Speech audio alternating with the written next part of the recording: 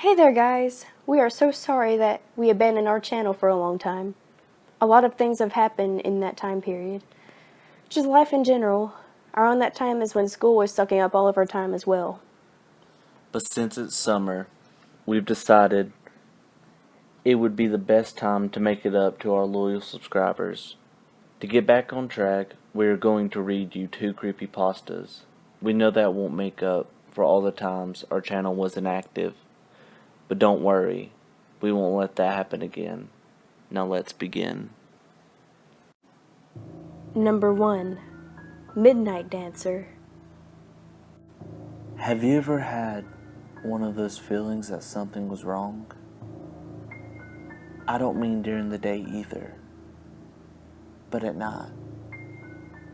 I mean that sudden, unprovoked feeling of dread that commands you to wake. Funny, it's almost like nocturnal evil gives something off that your sleeping brain picks up on. I had one of those recently. It forced me up at 3 a.m. Normally, when you have that feeling, you lay still, feigning sleep. Or if you're feeling adventurous, you take a quick check around the house. After you fail to discover anything, you'd inevitably crawl back to sleep. I should have done that this time. I should have stayed asleep. Have you ever had one of those feelings that something was wrong? I don't mean during the day either, but at night. I mean that sudden, unprovoked feeling of dread that commands you to wake. Funny, it's almost like nocturnal evil gives something off that your sleeping brain picks up on. I had one of those recently. It forced me up at 3 a.m. Normally, when you have that feeling, you lay still, feigning. That night, I sat straight up. For the longest time, I sat there staring into the dark of my house before I even realized that I was awake. Then came the fear, that slow, strangling feeling that constricts your chest and worms its way down your throat. I was alone in my house, wide-eyed and afraid with no explanation. I couldn't hear the telltale signs of a break-in downstairs, or the phantom sounds of a leaking pipe. I had no reason to be freaked out, but I was. Without much thought, I got up and walked over to the window. I don't know why I did. I peeled back just enough of the curtain to poke my head through, and I stared out into the moonlit backyard. I should have stayed asleep. Outside, prancing around my garden, was a clown. It had ruffles around its sleeves and a collar, baggy pants, and floppy shoes. Its painted white face was even topped off with a big red rubber nose. It was without a doubt the last thing I wanted to see at 3 in the morning. It danced in complete silence, doing a step that only a madman or a child could understand. Its playful manner was haunting. I watched with dreadful fascination as it circled the garden, trying my best to ignore the growing lump in my throat. It moved around, pausing occasionally to play with my gardening tools or sniff the budding plants. Then it waltzed over to the oak sapling I had planted and disappeared. I blinked. This wasn't possible. It walked behind the thin infant plant, but didn't come out the other side. I should have seen it the entire time, but I didn't. It was like the clown had walked through a door hidden behind the sapling. I should have stayed asleep. I hoped that everything was some sort of waking dream. Pretending nothing happened was easier than the truth. The clown came back though, night after night. I watched as it danced around my backyard, and at the end of every night, it would vanish the same way.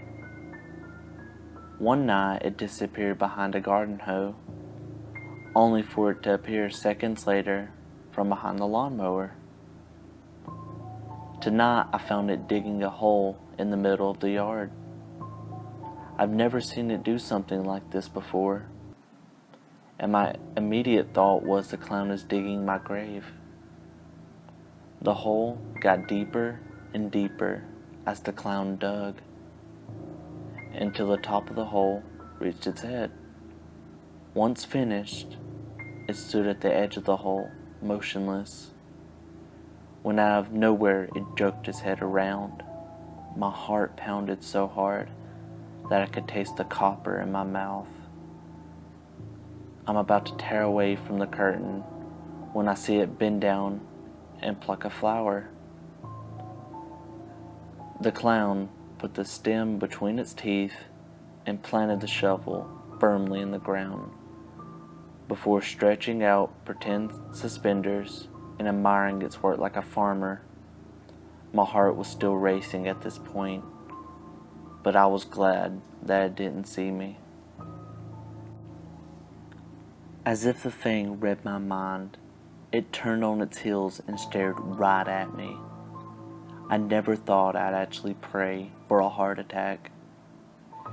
It spit out the flower and ran towards me. Its feet flopped to its sides. It stopped feet from my house, grinning at me with a filthy orange teeth as it pointed to the hole and waved me over excitedly, like a child showing off a finger painting. Frozen in place, the only thing I could do was fiercely shake my head. No. The clown's smile fell, and it scratched its head as if confused. Then it walked to the hole and pointed at it again. I would have told it to fuck off if I could.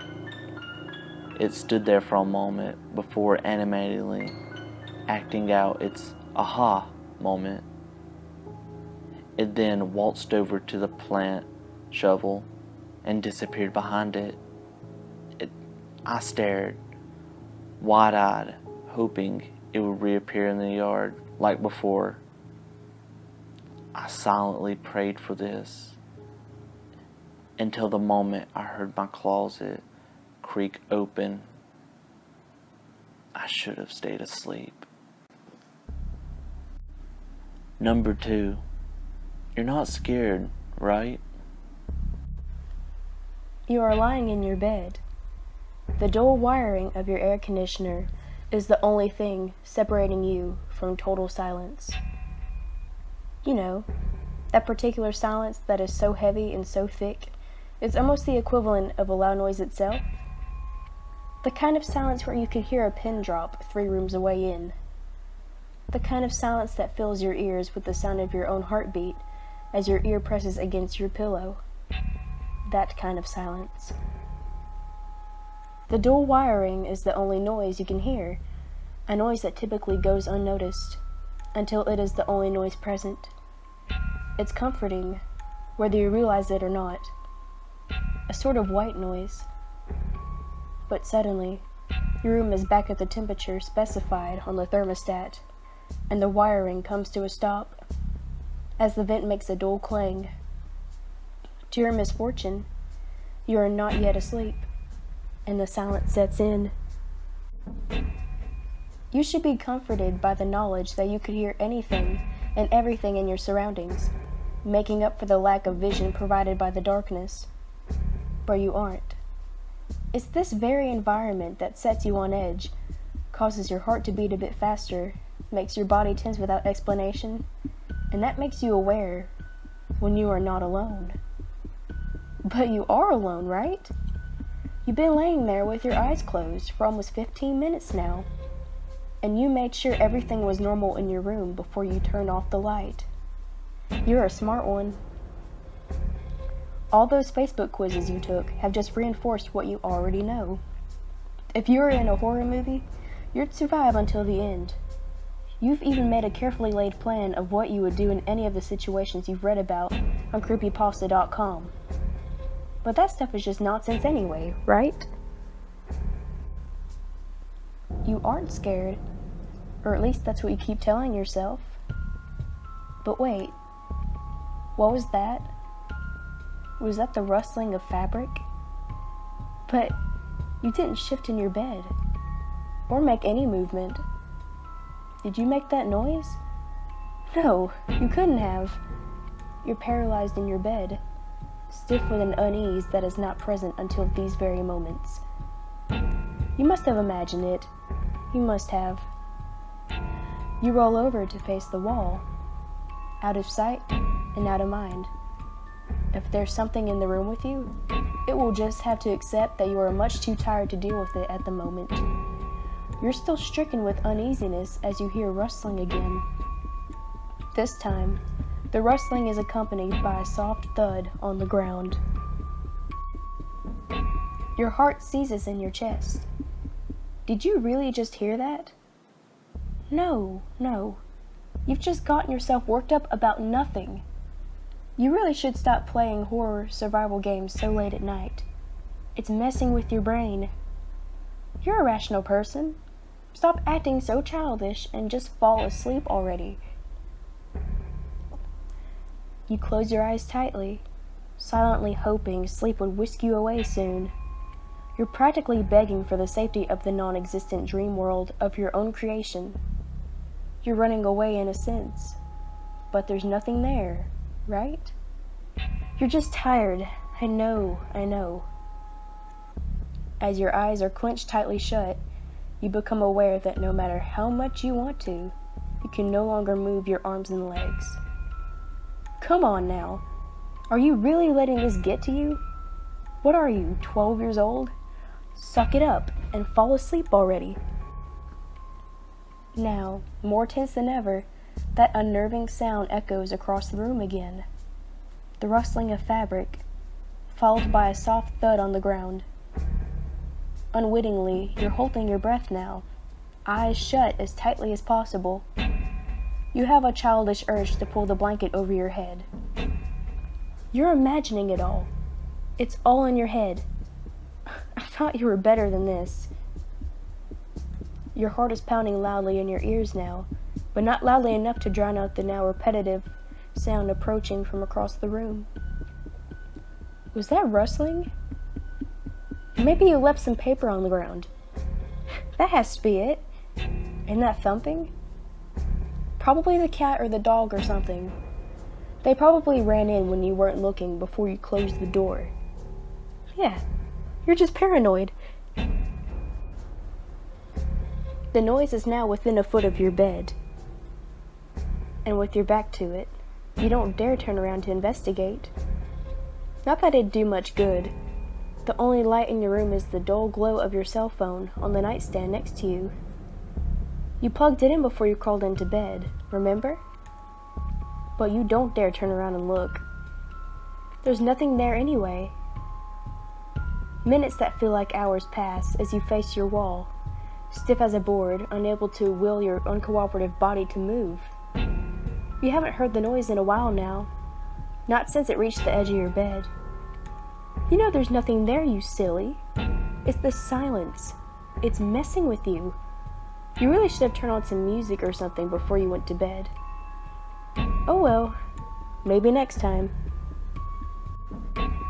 Suddenly, a familiar clang echoes through the room, followed by that familiar wiring. You exhale deeply, your body relaxing as you are flooded with relief. Thank God that's over. Now you can finally sleep in peace. That silence was really getting to you. You roll over and open your eyes to check the time on your lit cell phone. It must have been at least an hour since you first went to bed. You were greeted face to face with his ear-to-ear grin. Dimly lit sockets where eyes once resided stare intently at you. Ah, I see you're still awake. This is Mr. And Mrs. Fright Nights. Hope you enjoyed the video. Please like and subscribe, and please give us some ideas in the comments below. If you want to share any scary experiences that you have had, our email address is in the description box. We'll be sure to give you credit. And remember, dusk is the monster's dawn.